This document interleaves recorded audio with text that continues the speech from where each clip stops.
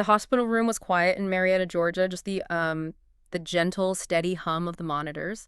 But leaning over the bed was a fellow music legend, holding his hand and softly whispering a song that had literally conquered the entire world in 1992. Yeah, it gives you full body chills, honestly. It's this incredibly dramatic, beautiful, Yeah. and just completely heartbreaking final moment for a true icon. It really is. The cameras flashed, the crowd froze, and just like that, Hollywood had a new obsession. Welcome to Starscope Report. Join Jordan and Jamie as they uncover Hollywood drama, music industry shakeups, and viral influencer scandals. From red carpet surprises to social media controversies, we dive deep into the stories behind the fame. And today's deep dive is incredibly special. We're exploring the untold story of Peabo Bryson's last days. He recently passed away at the age of 75, and we're looking at the wild, resilient life he lived before that final curtain call. Right, and we're pulling from some fantastic sources today. We've got obituaries from CBS, Fox 13, and WSB-TV, plus these really insightful career retrospectives from the Second Disc and Jubilee cast, not to mention official statements from his family and the mayor of Atlanta. It's a lot of ground to cover. But our mission today isn't just to give you a dry timeline of an R&B legend. We want to look at exactly why his voice became the undisputed soundtrack for multiple generations. Exactly. We're going to get into the literal mechanics of his success, the insane resilience he showed when the music industry basically chewed him up and spit him out, and how a kid from South Carolina engineered the most iconic Disney duets of all time. And, even if you're sitting there thinking, wait, do I know Peabo Bryson by name? I guarantee you know his voice. Oh, absolutely. It's been woven into your childhood, your family weddings, and your living room for decades. But we have to start with that intense hook, right? That hospital room in Marietta. Yes, because that is where the Regina Belle story happens. So Peabo recently suffered a stroke, which is ultimately what took his life. And days after that stroke, Regina Belle, his duet partner from the Aladdin soundtrack, goes to visit him. Which just shows how deep their connection was. She didn't just see him as a coworker, she actually called him her official duet partner. They had this profound spiritual bond. Yeah, she sits by his hospital bed, she holds his hand, and she just starts whispering their music to him. She actually sang A Whole New World and a gospel track they did together called Total Praise, right there in the room. Oh, man. I mean, when you think about what A Whole New World means to millions of people globally, and then you picture it being sung as a private, tearful goodbye, it's just overwhelmingly emotional. It's cinematic, and if you're loving these Hollywood twists and behind-the-scenes moments, make sure you're subscribed. We've got even crazier stories ahead today, because his journey to that hospital room was anything but simple. Definitely. I mean, to understand that bond with Regina Belle, you have to look at his massive cultural footprint in the 1990s. If you were consuming pop culture in 1991 or 1992, Peabo Bryson was just an inescapable force. He really was. I mean, he delivered two absolute global juggernauts, right? You had Beauty and the Beast with Celine Dion, and then A Whole New World with Regina Belle. Right, and both of those won Grammys. But Yeah. let's unpack A Whole New World for a second. Because that wasn't just a popular soundtrack cut.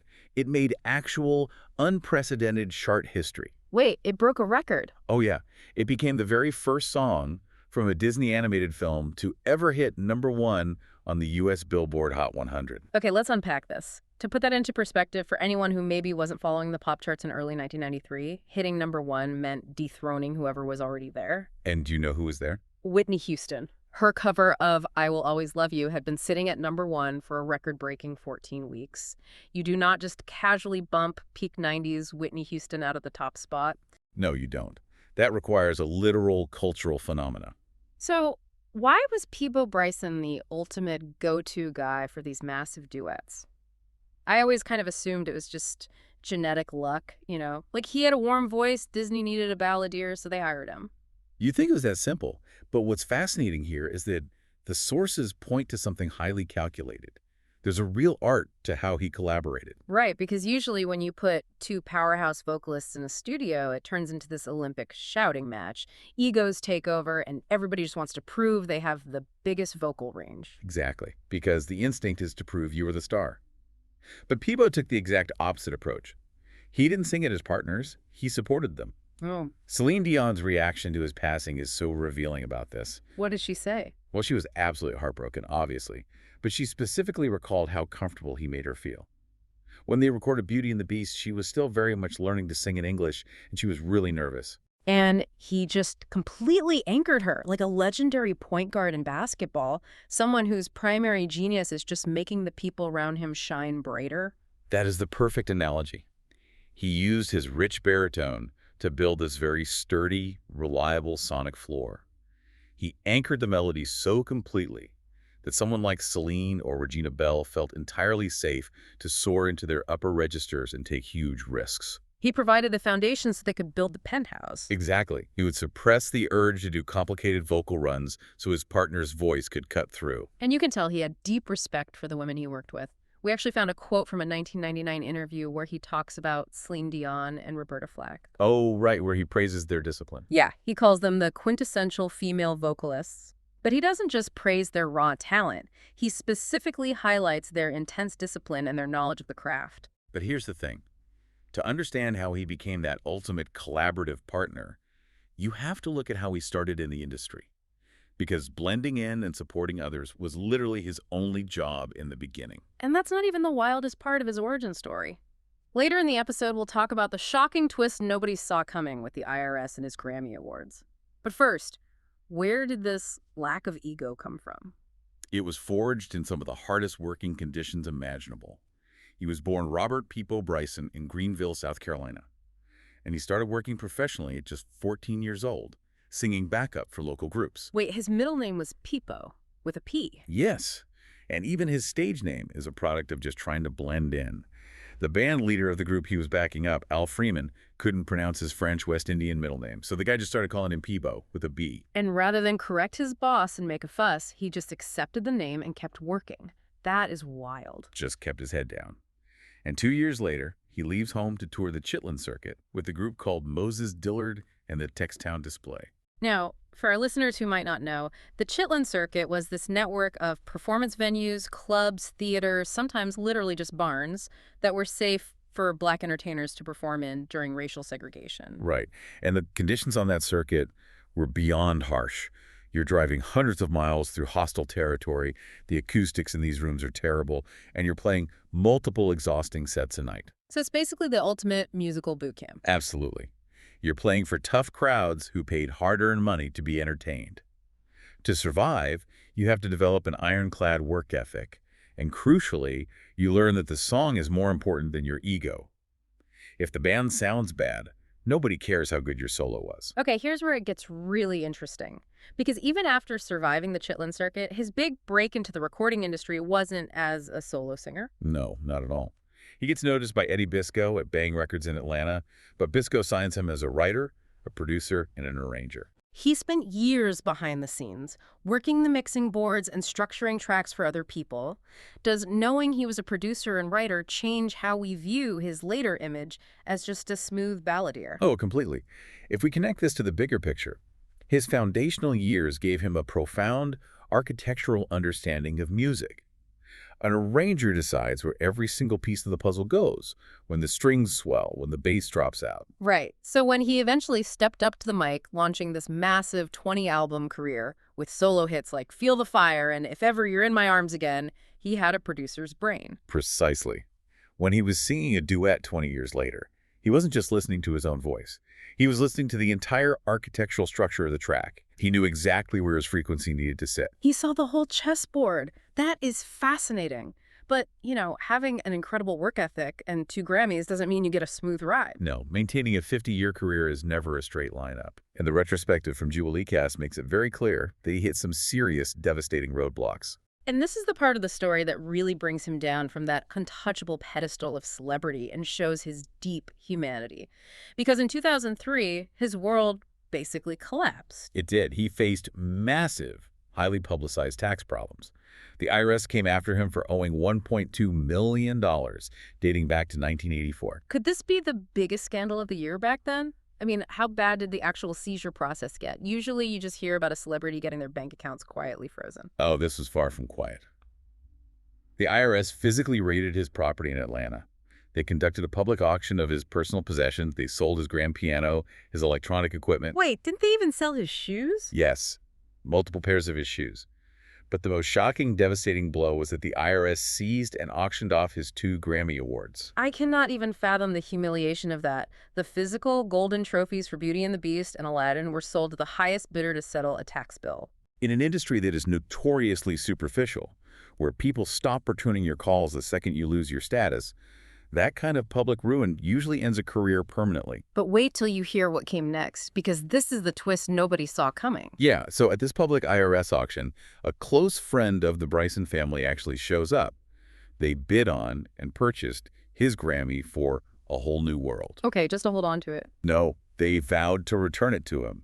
They bought it specifically to give it back. So what does this all mean? When a massive star literally loses their trophies to the government, does it diminish their legacy?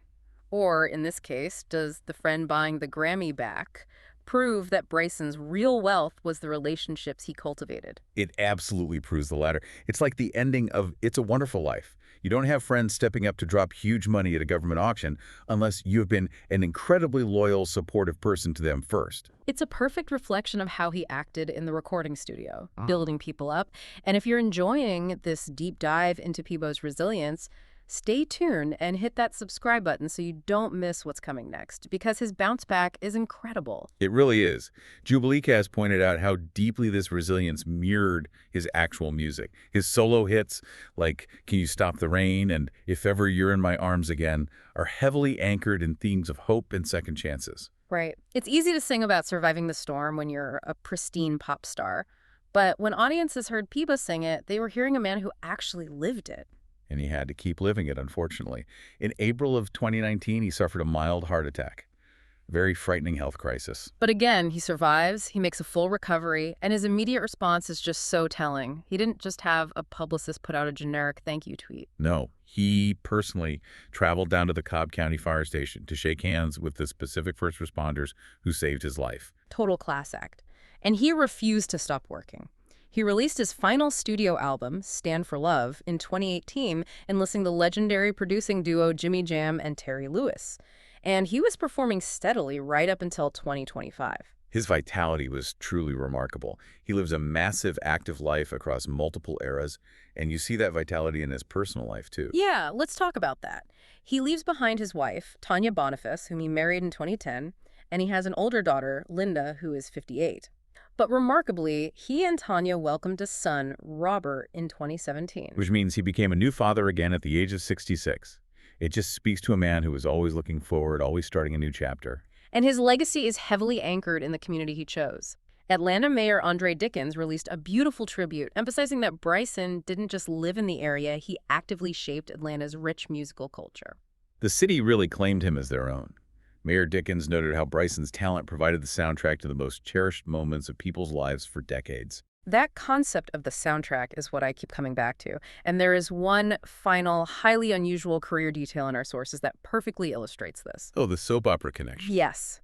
From 1985 to 1992, Peabo Bryson's voice was the theme song for the daily soap opera One Life to Live. He actually appeared on camera in 1985 to sing a lyrical version of the theme, and from then on, his vocals were just baked into the opening credits. Just think about the mechanics of that exposure.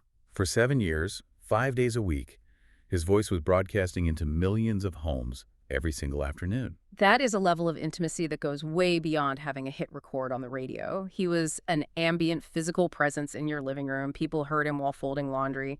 Kids heard him doing math homework. He was literally the audio wallpaper of daily domestic life for an entire generation, plus the weddings, plus the Disney movies. You start to see the full architecture of his legacy. He was everywhere. He was everywhere, but he never demanded that you look exclusively at him. He was just there, making the whole production sound better.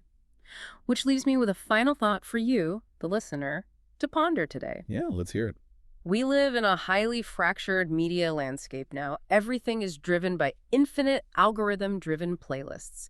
We all walk around with earbuds in, listening to our own customized streams. In a world where collective monoculture barely exists anymore, is it even possible for a single artist's voice to become a universal daily presence in our homes the way Peabo Bryson did? That's a really profound question. It highlights the difference between consuming content in isolation today and experiencing culture collectively the way we used to. Exactly. Whose voice is the consistent, unifying soundtrack to your life right now? Something to think about the next time a song transports you back in time. You've been listening to Starscope Report, where Jordan and Jamie uncover the stories shaping Hollywood, music, and pop culture. Thanks for tuning in, and don't forget to subscribe for more stories that keep the stars shining.